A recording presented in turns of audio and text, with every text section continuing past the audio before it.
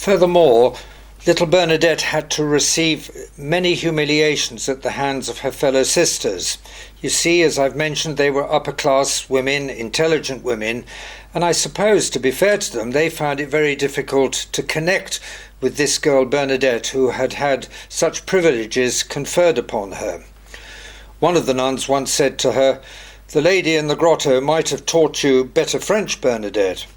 And Bernadette replied, "That is the difference between the lady and you. Though she found it hard to speak in my dialect, she did so that I could understand absolutely everything that she was saying to me." On another occasion, the mistress of novices said to Bernadette, "Bernadette, I don't believe in your apparitions." And Bernadette, who could be quite mischievous at times, replied, "Well, I didn't ask you to." That was Bernadette at her best. But remember that Bernadette, through all of these humiliations, was in fact a very humble person, and she used to say of herself, "I'm just a broom, and when you finish using a broom, what do you do with it? You put it away in a cupboard and leave it there, and that's my job. The role that I have been brought to this convent in connection with is finished."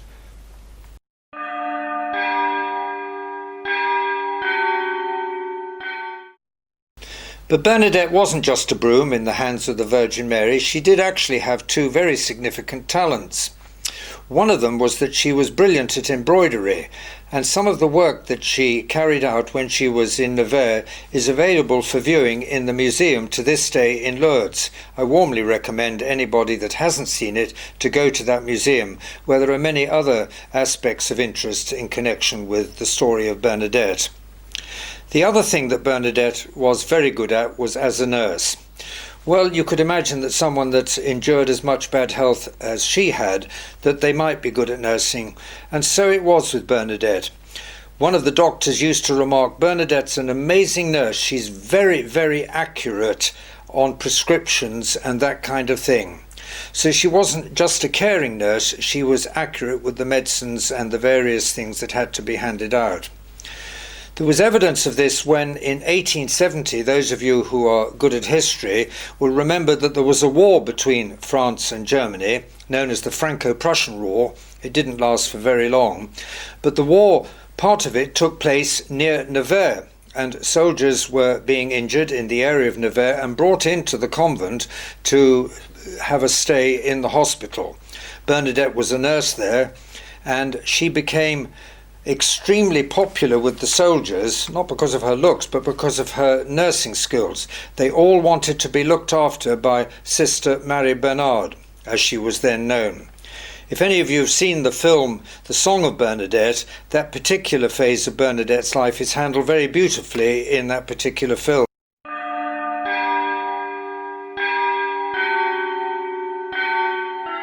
You would have thought that in Nevers, Bernadette would have been perfectly safe from visiting dignitaries and from further interviews and interrogation.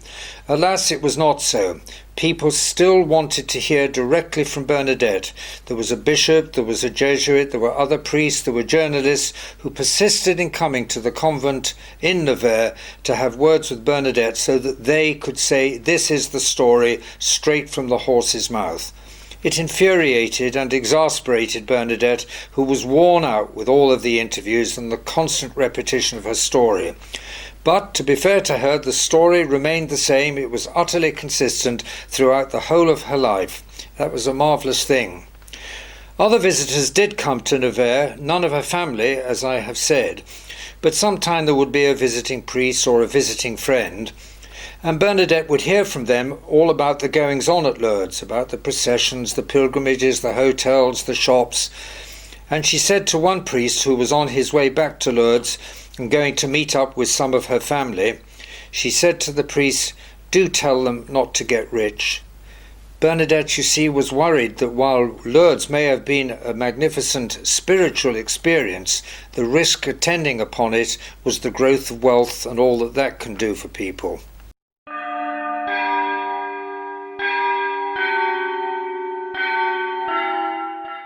In the closing years of her life, two bits of sad news reached Bernadette. The first was in 1871, when she heard that her father, Francois, had died.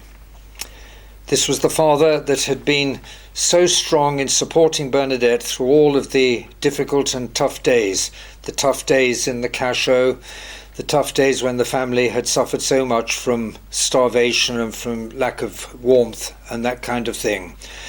He died, and Bernadette was incredibly sad that now that she had lost both of her parents. Further news, however, came along a few years later that Father Perimal, the parish priest whom she had got to know and love, and who had got to know and love Bernadette, that he too had died. Now, the reason I mention Father Perimal was that he played an important part at the time of one of the apparitions. He had kept saying to Bernadette, get your lady to tell me her name. And Bernadette persistently asked the lady in a number of the apparitions to reveal her name, but she didn't. But on the 25th of March, I think it was the 15th apparition, Bernadette pressed even more firmly, please, please tell me your name, they want to know. And that was when the lady said, I am the Immaculate Conception. Bernadette put that information in her brain, she'd never heard that phrase before, and ran all of the way to the presbytery and knocked on the door, hammered on the door, and rushed into Father Perimal and said, the lady says, I am the Immaculate Conception. For Perimal, that was a turning point. Up to then, he wasn't at all sure that Bernadette was telling the truth. He doubted it. But from that moment onwards, he knew, because he was sure that Bernadette could not have heard that phrase from anywhere else. It was such a strange way. She didn't say, I am the Virgin Mary, or I am the Lady, or I am Mary, the Mother of God. I am the Immaculate Conception. And that was the turning point for Perimal, who used to say after that, anyone who so much as touches a hair of Bernadette's head will have to step over my dead body.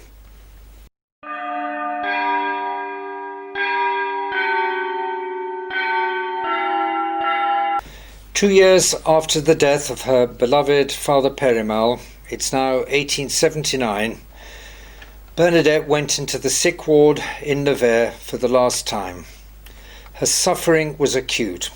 The asthma, the vomiting of blood, tuberculosis, bone caries, it was absolutely endless, the pain and the suffering.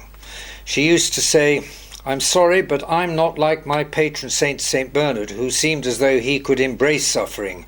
For my part, she said, I would willingly avoid it. But she couldn't, and she didn't, and on April the 16th, 1879, she breathed her last. And what was the last thing she said as she lay dying? Holy Mary, Mother of God, pray for me, a poor sinner. Still, that humility of Bernadette keeps coming through. And what can we say? What the words of that lady of hers in the grotto had said, I do not promise to make you happy in this world, but in the next. Those words had come all too true. Bernadette's suffering and agony had been immense. She courageously bore it, but as she used to say, I could have done without it.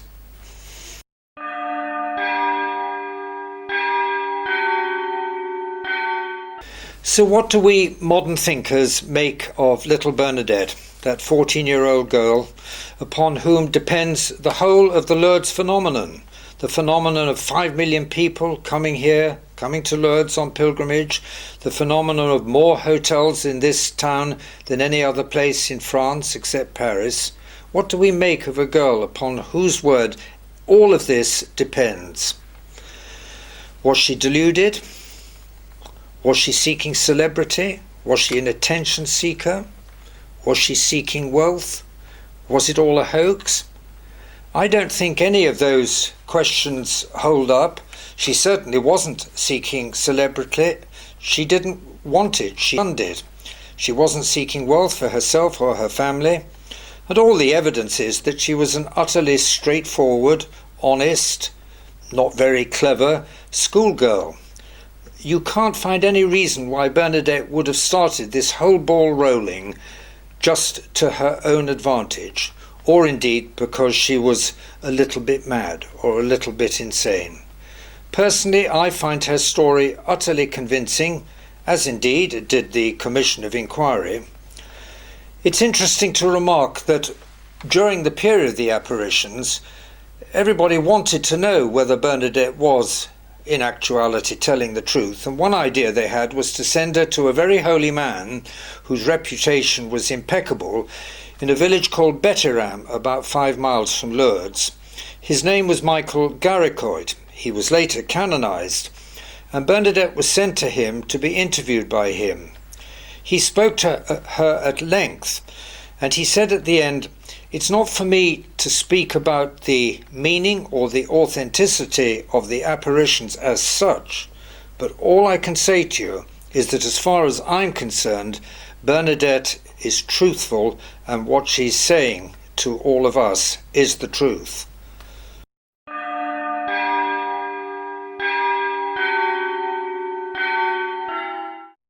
You could say that what makes the story of Lourdes so convincing are the miracles that took place down in that little spring which Bernadette discovered at the behest of Her Lady. I would rather say that what for me makes the story convincing is Bernadette herself, that straightforward character, that direct and honest character, but above all the life that she led in the convent at Nevers, that tough life where so much pressure was put on her, the virtue that she exhibited there, particularly her humility, and above all the love that she showed to everyone around her. One of Bernadette's favourite sayings in the closing chapter of her life, I'll say it in French, was "Voyez comme c'est simple, il suffit d'aimer." Just look how simple it is. All you need to do is love. It's not surprising that in 1933, Pope Pius XI canonized that little girl. It's not surprising either that whenever we pilgrims say, "Our Lady of Lourdes, pray for us," we always follow that by saying, "Saint Bernadette, pray for us."